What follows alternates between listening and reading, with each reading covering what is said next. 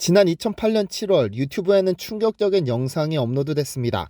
드넓은 목장에서 한가로이 풀을 뜯던 소 한 마리가 갑자기 공중으로 솟아오르더니 밝은 빛을 내는 물체 속으로 서서히 빨려 들어갔습니다. 그러다 지난 2011년 4월 미 FBI는 돌연 웹사이트에 수백 건의 메모를 공개했는데요. 이 문서 중 가장 충격적인 것은 미확인 비행물체가 미국 뉴멕시코 등지의 농장에서 젖소들을 납치했다는 내용입니다. 1979년 1월 그리핀 벨이란 요원이 그의 상사에게 건네준 것으로 내 기억 속에 가장 희한한 일이 일어났다는 글귀가 담겨져 있죠. 그는 문서에서 농부들이 젖소들이 UFO에 끌려가는 광경을 목격, 이렇게 사라진 소들이 8,000마리가 넘었다면서 이후 소들이 근처 공터나 지붕 등에서 죽은 채로 발견됐는데 장기 일부가 사라지고 피가 증발하는 등 특별한 실험을 한 뒤 버려진 것으로 추정된다고 서술했는데요.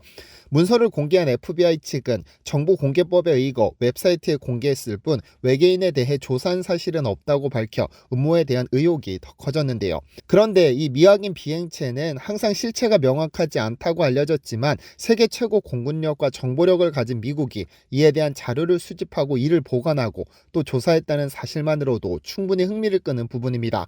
그런데 이렇게 실체가 확인되지도 않은 UFO에게 직접 공격을 가한 사례가 있습니다. 제2차 세계대전이 한참 진행 중이던 1942년 미국 LA에는 정체를 확인할 수 없는 비행물체가 발견됐습니다. 당시 LA에 주둔 중이던 미 육군 레이더에 15대의 UFO가 포착된 후 즉각 사라졌는데 18분 후 다시 레이더에 잡혔습니다. 이번에는 초대형 비행체가 약 4km 상공에서 멈춘 상태로 등장했고 LA 전역에 공습경보가 발령됐죠. 미 육군은 이 물체에 대해 1,400발의 대공포를 쏟아부었는데 약 1시간에 걸친 공격에도 아무런 대응 없이 사라져버렸습니다. 1,400발의 대공포 공격을 쏟아부은 만큼 격추됐을 것으로 생각한 미 육군은 4시간 뒤 공습경보를 해제했고 비행체를 격추시켰다고 발표했는데요. 그런데 신기한 일이 발생합니다. 미군이 격추시켰다던 그 비행체 파편이 LA 도심 그 어디에서도 발견되지 않은 겁니다. 로스앤젤레스의 전투라 명명된 사건은 즉각 전 세계로 타전됐고 사람들로 하여금 UFO의 존재, 나아가 외계인의 존재에 대한 궁금증만 유발시켰죠. 이렇듯 UFO에 대한 공격은 1965년 아르헨티나에서도, 1991년 영국 런던에서도, 1976년에는 한국에서도 발생했습니다. 서울 상공에서 일정한 속도로 비행하던 12개의 불빛은 대열을 갖춘 채로 청와대 상공까지 진입했는데 수도경비사령부 예하 방공포 부대가 30분 넘게 집중포화를 쏟아부었으나 단 한 발도 명중시키지 못했습니다. 이로 인해 민간인 피해만 발생했죠. 그런데 2022년을 하루 앞둔 지난 12월 30일 한국 전역에서는 UFO가 등장했다는 목격담과 신고가 412건 접수됐습니다. 도대체 한국에서 어떤 일이 벌어졌던 것일까요?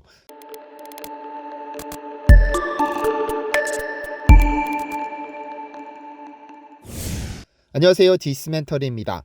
세계적으로 유명한 영국 SF 소설가이자 미래학자인 아서 클라크의 과학 3법칙의 세 번째 법칙은 충분히 발달한 과학기술은 마법과 구별할 수 없다는 것입니다.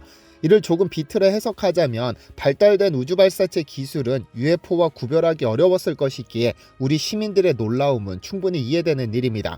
하늘에서 무지갯빛 연기가 보였다거나 옥상에 있는데 먼지 모를 비행체가 꼬리를 남겼다, 또는 1분간 붉고 흰 연기를 내며 갔다, 소리는 따로 없었다, 갑자기 밝은 빛이 났다는 등 지난 12월 30일 소방청은 서울 48건을 포함 전국에서 412건의 UFO 신고가 잇따랐음을 발표했습니다. 시민들은 북한이 새로운 위협을 가해오는 것이 아니냐며 두려워했으나 국방부의 발표로 한숨 돌렸습니다.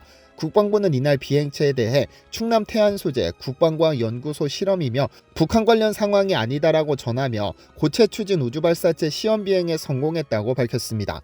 즉 UFO가 등장했거나 북한이 한국을 위협하기 위해 쏜 무기가 아니라는 겁니다. 우리 국방부는 이날 발사를 사전에 알리지 않은 것에 대해 비행 시험 전 발사 경로와 관련 있는 영공 및 해상 안전에 대한 조치를 취했으나 군사 보안상의 문제로 인해 모든 국민들께 사전에 보고드리지 못했다고 설명했습니다. 심지어 이번 실험은 장관과 안보실 등 기밀을 다루는 부서는 알고 있었지만 기밀 사업이기 때문에 대변인을 포함 실무자도 알지 못했다고 하는데요. 더불어 우주안보, 경제시대에 맞춰 독자적 우주기반 감시정찰 분야의 국방력 강화를 위한 목적이라며 우리 군은 우주를 포함한 국방력 강화에 계속 매진하겠다고 밝히기도 했습니다. 차후 전해진 사실에 따르면 이날 발사는 2022년 3월 태안 국방과학연구소 종합시험장에서 순수 국내 기술로 개발한 고체연료 추진 우주발사체의 성능 검정을 위한 첫 시험 발사에 대한 후속 발사 시험입니다. 오는 2025년 소형 위성을 쏘아 올릴 때 독자 개발한 고체연료 추진 우주발사체를 사용할 계획인 것이죠. 그런데 흥미로운 것은 북한의 반응입니다. 우리 군은 2022년 12월 31일 오전 8시 1분께부터 북한이 황해북도 중화군 일대에서 동해상으로 발사한 단거리 탄도미사일 SRBM 3발을 포착했습니다. 이는 우리 군이 전날 오후 고체연료 추진 우주발사체 시험 비행에 성공한 데 대한 맞대응 성격이 강해 보이는데요. 합참 관계자는 발사 원점, 발사 간격, 비행거리 등 여러 가지 탐지 재원과 내부 정보를 바탕으로 북한의 의도를 분석하고 있다고만 밝혔습니다. 북한의 탄도미사일 도발은 이달 23일 평양 순안 일대에서 고체 추진 SRBM 2발을 쏜 지 8일 만인데요. 북한이 한 해를 결산하는 연말에 도발을 지속하는 건 드문 일입니다. 우리의 우주발사체 시험에 예민하게 반응하고 있는 것인데요. 어떤 이유 때문일까요? 고체연료를 기반으로 하는 추진기관은 소형 위성 또는 다수의 초소형 위성을 지구 저궤도로 쏘아 올릴 수 있는 우주발사체에 사용됩니다. 우리 군은 1조 2천억 원이라는 천문학적인 금액을 투입해 중대형급 고해상도 정찰위성 5기를 2024년까지 도입하는 내용의 425 사업을 추진 중에 있으며 향후 초소형 정찰위성 32기를 고도 수백 킬로미터 상공에 띄운다는 계획도 갖고 있습니다. 고성능 정찰 장비를 탑재한 무게 1.3kg가량의 큐브 위성 수십 개를 띄워 북한 전 지역을 샅샅이 감시하겠다는 것이죠. 뿐만 아니라 정찰위성 개발을 공언하며 우주 발사체와 거의 동일한 기술이 적용되는 대륙간 탄도미사일까지 염두에 두고 있는데요. 실제로 2021년 5월 우리나라와 미국 간의 미사일 지침이 종료되면서 고체연료를 사용한 현무2A, 현무2B, 현무2C 탄도미사일을 개발해 전력화하는 데 성공했으며 최근 개발에 성공한 탄두 중량 2톤의 괴물미사일 현무4도 고체연료로 알려졌습니다. 이날 시험에 사용된 고체 로켓은 한두 시간의 연료 주입 시간이 필요한 액체 로켓과는 달리 연료를 주입하지 않아 발사 시간이 빠르고 액체 연료보다 가격이 저렴하고 구조가 간단해 대량 생산이 쉬운 관계로 군사용으로 제격입니다. 하지만 멀리 본다면 이는 단순 대한민국의 군사력 증강의 이유 때문만은 아닙니다. 미래가 우주산업 시대로 도달할 것으로 예상되며 우리나라 역시 그 흐름에 맞춰 우주 진출에 대한 시동을 걸고 있기 때문입니다. 가장 먼저 진행되는 것은 바로 달 착륙입니다. 수십 년 전에 다른 나라가 먼저 성공한 것이 뭐 그리 대수냐며 깎아내릴 수도 있겠습니다만 다시 생각해보면 이는 놀라운 일입니다.